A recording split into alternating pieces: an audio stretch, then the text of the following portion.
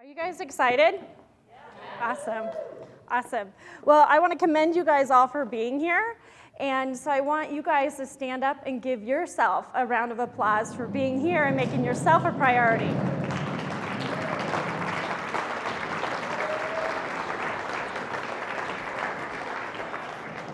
Awesome. Thank you for making yourself a priority today. Are you guys ready to receive more abundance in your life? That's awesome. That's awesome. I didn't even have to ask twice. You guys are. You're excited about it. That's awesome. Well, like she just said about your body being able to receive, your mind needs to be ready to receive as well. So when you guys were growing up, were you told that you could grow up and do anything you ever wanted? Awesome. That definitely was not what I was told. I was told as a little girl I would never add up to anything. My life was full of scarcity, negativity, and abuse. That was my life. And a few years ago when I was going through my divorce, I decided to go through every single thing I owned. And because I was selling my house, that was part of the divorce. So instead of carrying all that baggage with me onto my next place, I decided to go through every single thing I owned. Have you guys ever found yourself in that place when it's overwhelming and exhausting? It's exactly what it was. To go through everything I owned was emotionally, physically, and spiritually exhausting. But it was important to me not to carry that baggage with me to my next place. So during this process of going through every single thing I owned, I found a letter that I wrote to myself when I was 8 years old. And this letter had 2 columns. One column said, the things I will do for my children when I grow up. The other column said, the things I will not do to my children when I grow up. On this list that said I will not do this to my children when I grow up was significantly longer. It had 15 items written on it. One of those items was, I will not wake my children up in the middle of the night to do the dishes. That was my reality. My mom was a single mom doing the best she could, and it was my job to take care of me and my little sister. On the column that said, what I will do for my children was much smaller. There was only 3 things written on that list. One was, I will love my children unconditionally. What I discovered by finding this letter is it's human nature, almost like our tendency is to focus on what we don't want instead of what we do want. Why that was so true to me at 8 years old is because, have you guys ever knew there was something more? Like, there's got to be more than this? That's how I was as a little girl. There's got to be more than this to life. But I had no idea what that looked like. So I couldn't even write it on the list. But I definitely knew what I didn't want. So that's what I believe we have a tendency to focus on. We have a tendency, well, I don't want to have debt, right? You know, for example, I don't want to be late. I don't want to be late is a really simple example of that. People have a tendency to focus on what they don't want. And what I've discovered is because primarily we might not know what else life has to offer.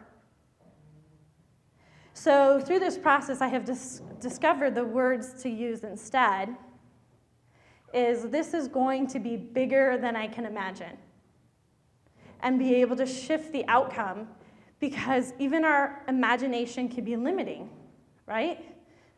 Did you guys know that our mind can't even comprehend what $1 billion looks like? Matter of fact, our calculator doesn't even calculate it. It does a mathematical equation when you put in $1 billion. So is that something easy for you to imagine? No, we don't even know what it looks like because we've never seen it. So how can we attract it if we've never seen it?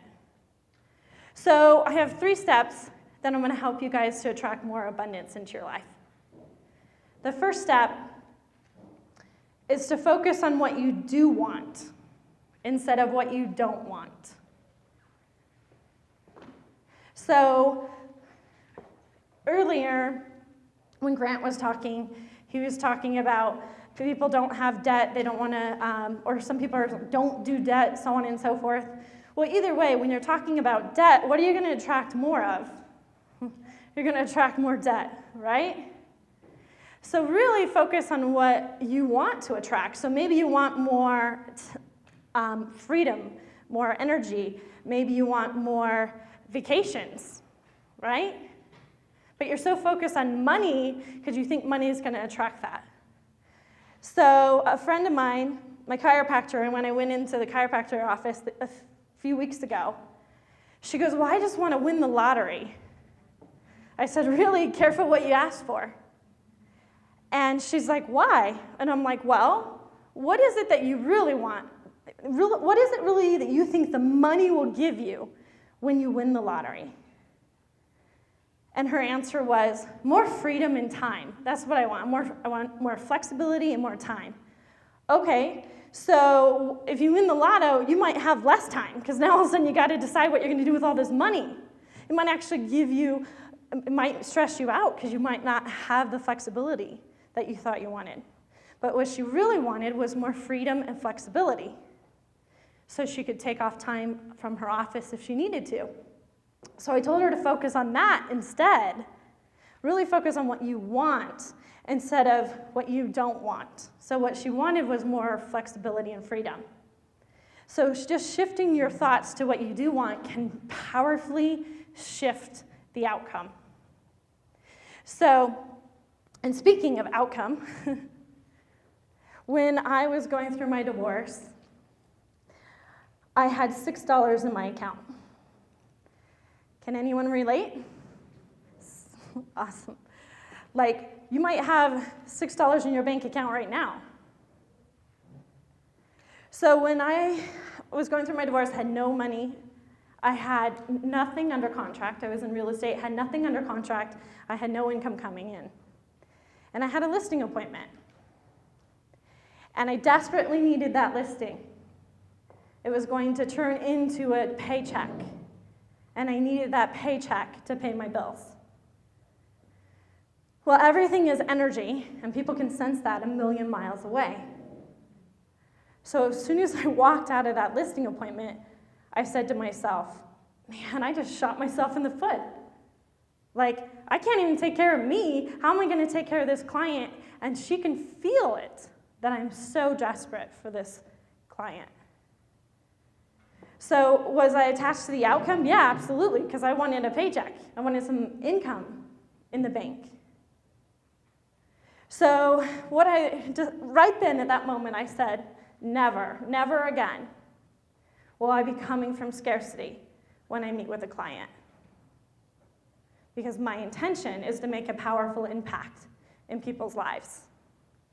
So I went and got a second job to help have at least something coming in, so when I went on those next appointments, I wasn't coming in from desperation. So as a result, I realized that I was totally attached to the outcome. And when you're attached to the outcome, you could get less than what you actually desire. And that's when I started saying the words, this is going to be bigger than I can imagine, or this is going to be better than I can imagine. So now, every time I meet anyone, whether it's a coffee appointment, a listing appointment, or my best friend for lunch, I do two things. One, before I go in, I say this is going to turn out better than I can imagine, because again, our imagination might be limiting. The second thing I do is ask this powerful question. And this question has contributed to significantly increasing my income for the last 5 years. And the question is, how can I be a contribution to you? How can I be a contribution to you? Because when I went into that listing appointment, I needed that listing appointment. And it was a take situation. Now, instead, I walk in and say, tell me how I can be a contribution to you. The answer might be quite different than you think. Maybe they're not ready to list their house. And you would have been disappointed if you were attached to getting that listing or attached to getting that client. But instead, maybe that person might send you 100 referrals in the next 5 years, all because you said 2 things. This is going to turn out bigger than I can imagine, and simply asking, how can I be a contribution? So speaking of not being attached to the outcome, when Danelle asked me to speak at this event, I was completely honored. And this little intuition said inside me, what would it take to have a copy of my book in front of every single person at this event? So that's exactly what I did. I texted Danelle, and I said, Danelle, what would it take for everyone in the room to have a copy of my book? And she texted back, literally, I think in minutes, and said, oh my gosh, we're on the same page, same wavelength, because I just got off the phone with Courtney, who said she would do that precise thing. So if you guys don't know Courtney, you need to know Courtney. She gets it. She gives without expectations. And just simply putting the question out there without knowing how created this abundance for each one of you in the room. So when you guys, the next time you meet with somebody, the next time you have a coffee appointment, the next time you meet with your best friend, ask them how you can be a contribution. When you first start doing this, people are going to ask, like, what? What do you mean? I've had very successful people say that to me because they were so used to people taking. A friend of mine, I said this to her, and she's very successful. And she's like, what? What do you mean? I said, look, girl, I have 3,600 people on my iPhone. I don't need anything from you. What I'm asking is how I can be a contribution to you. And she literally did not have the answer. So I said, hey, when you know, let me know. And for the most part, when people ask me, it's something I can do. And I give them permission. Hey, if something changes, let me know. It's the same thing when I do with a client. So if you walk in and they're not ready to buy, one of my favorite sentences to say to them, cool, let me know if anything changes. It's a great way not to be attached to the outcome and to let them know they're important. So I have one of my favorite client stories I want to share with you. 2 years ago, one of my friends says to her mom, Mom, you need to stop renting, you need to buy. She's like, I can't buy a house, what are you talking about? She goes, just call Faith, please just call Faith. So she took the leap of faith, she called me, right? She called me, and sure enough, we're out looking at houses a month later. When we closed on that house, I called her, said, how's the painting going? How's moving going? And her words were, who would have thought that someone who makes $12 an hour could own their own home? That's why I do what I do. So here it is, fast forward 23 months later, this past fall. She calls me and says, Faith, I'm thinking about refinancing because I'd like to buy a car. Oh, cool, let's get together. I'll let you know what your house is worth. Not being attached to the outcome, I meet with her. And I say, girl, you have $100,000 in equity in 2 years. The same client who made $12 an hour. You might want to entertain selling instead of refinancing. She's not attached. So we listed her house. While it was on the market, she got laid off. which means she can't buy a new house because you need a loan, unless you're paying cash. You need to get a loan, you have to have a job. So I call her and say, hey, when she called to tell me she got laid off, I said, hey, whatever you want to do. If you want to take your property off the market, I get it. Just let me know what you decide. She goes, let it ride out for the weekend. Sure enough, what do you think happened? The next day, we get an offer. Call her with the same thing. Hey, girl, let me know what you want to do. Because you can still sell, but you'll have to wait until you get a job to buy. And her response was, I might not be able to pay my mortgage next month. Let's take the offer. So again, this is a client who went from making $12 an hour to now has over $100,000 in the bank and no job. Talk about abundance coming from anywhere, right? So when this happened, I said, hey, you know what? This might create space for something bigger to happen since you've been laid off. What if you got a job that made more money? So she took 3 weeks and went to Australia. Good for her, first time in her entire life. When she comes back, she calls me. Faith, you're not going to believe it. And I say, yes, I will. She says, I just got a job interview, and I asked for what I'm worth. And they paid her twice as much money as her last job. So now she can buy, and she can buy a bigger home. So sure enough, a month later, we're out, so she gets her paychecks, we're out looking for a new house. Anyone heard about the market right now? Okay? I like to call it create space, to allow people to know something that they might not even know that is possible, that it can be. And I said, girl, we did it before. We found your last house. We can do it again. So we sure enough find it. She's excited. She's so excited in the house. She's like, F me, literally inside the house. I've never heard a client say this. That's how excited she was about this house. So we go to write the offer. We write it all up.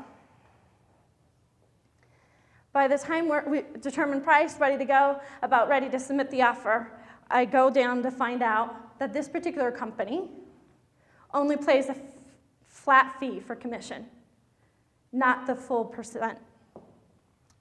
And I tell my client, oh, it's that company that only does a flat fee of $3,000.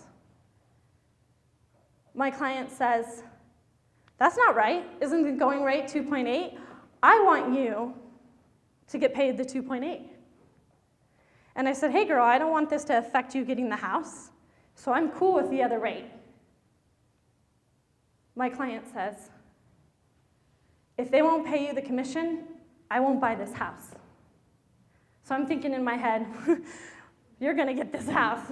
So sure enough, multiple offer situation, they come back. They don't counter on price, and they pay me the full commission. And she gets her dream house that she was so excited about.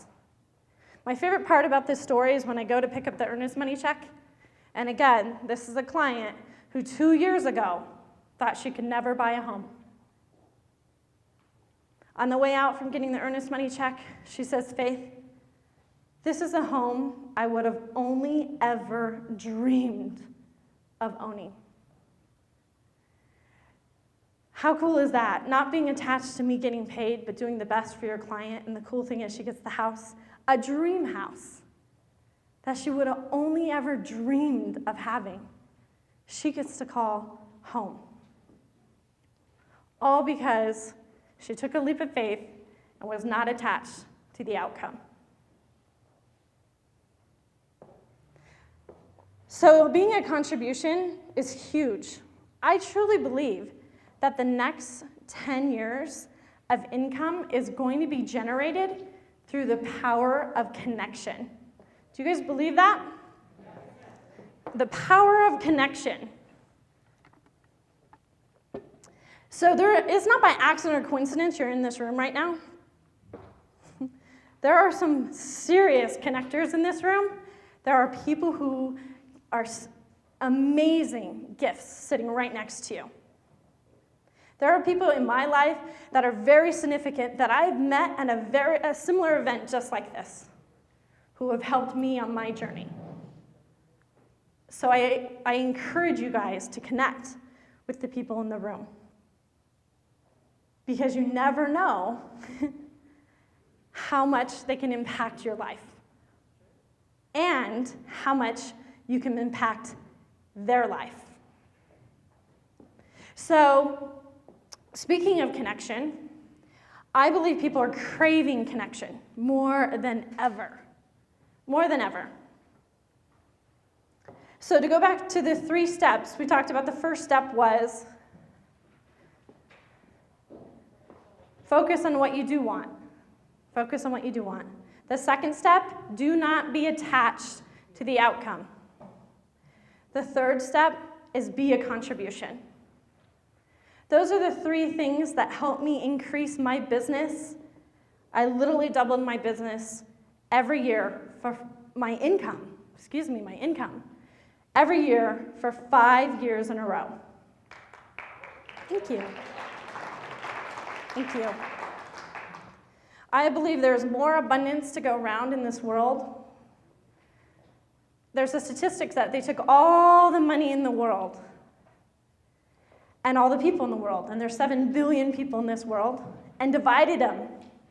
And it's something like $6 million per person. Does that sound like there's enough? Yeah. Yeah, I think so. We are all meant to live that glorious, abundant, loving life. And I believe through the power of connection is how we can do that. People want to give to people who are doing good. People want to see other people succeed. So what I created is my ounce of faith. What that is an inspirational message that I've created and send out via email each and every day. Why I've done this is because I think people are craving it, and they don't even know why they're craving it. They don't even know how to give it. Like, we're in the highest technology stage of the history of the world, right? Like, pretty soon my iPhone's going to clone me, which will be sweet, and I'll receive that graciously. But the thing is, there's a deeper desire for connection than ever. So a handwritten note, a face-to-face, a hug, right? People are craving that. And the younger generations don't even know how to give it, right? Like, my nephew at 2, when he was 2, he knew how to use my iPhone. My mom, who's 70, doesn't know how to use it. But him from the womb knew how to do it, right? But they don't know how to hug or write a handwritten note, right? Like, are you guys having your 5 or 6-year-olds or 7-year-olds send handwritten notes to their grandparents? I didn't see anyone's hands raised. It's just not happening. But that's what people are craving, and they just don't know how to give it. I'll give you guys a little helpful tip, just a fun way to stay connected. Social media has brought so much abundance in my life. On Facebook, in case you guys don't know this, just like you can on your iPhone, is you can leave a voice memo in the IM messages on Facebook. Did you guys know that? It's so cool. It's so awesome. You got 60 seconds. You don't have to wait for the phone to ring. You don't have to hope it goes to voicemail or listen to their voicemail to leave a message. All you do is click on it. So when you're in Facebook and you're about to type a memo, it's the little icon, depending on what version you have. It looks like a paper clip or a photo. You click on that, and you can click on voice memo, and you have 60 seconds to record a message and send it to someone. The next time you have an invite, like an event like this, use it, utilize it, send a message via Facebook. The coolest thing about those messages, Facebook tends to hold on to them forever, so people can go back and listen to them. That's how we can stay connected through Facebook. So my Ounce of Faith, I encourage everyone to sign up for that. It's ounceoffaith.com. The other thing is I have right in front of you is your success worksheet. There's 2 of them. Pull them out. So success is what Grant said, that if you paid taxes on $340,000 last year, you're in the 1%. Who paid tax on that last year? Awesome. That's a success to write on this success worksheet. So why I have this worksheet, there's 2 of them. One, we're going to fill out one thing today. And successes can be, just like I said, something that you've done. It could be so simple as, I showed up here today. That should be a success on your success worksheet. A recommendation, someone who gave you recognition, honor yourself for that. If someone gave you a review on Amazon for your book, write that down on your success sheet. The reason why I suggest you do this sheet on a daily basis is, again, because we're focusing on what we do want instead of what we don't want. So take a second and write down one thing on that sheet right now.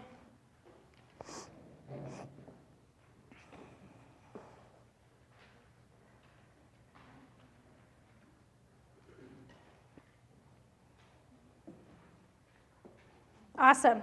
So when you guys go to lunch, I'm going to give you 2 things. One, I want you to seriously think about the successes you've had in your life in the last week and finish filling out this worksheet. And 2, connect with me, because I will personalize your book on lunch and after the event as well. Because, speaking of giving, after Courtney's heart here, my next worksheet, my next What Would Faith Do workshop is November 1st. And I will be and that's a $600 workshop. I will be giving away 1 free workshop to someone in the room. So come back and put your business card in to receive your gift. Also, on my website, whatwouldfaithdo.com, you can go on, if you're ready to receive more abundance in your life, put in the code LIFE and receive 50% off of all my workshops online. I want to commend you again for being here. Thanks for being you.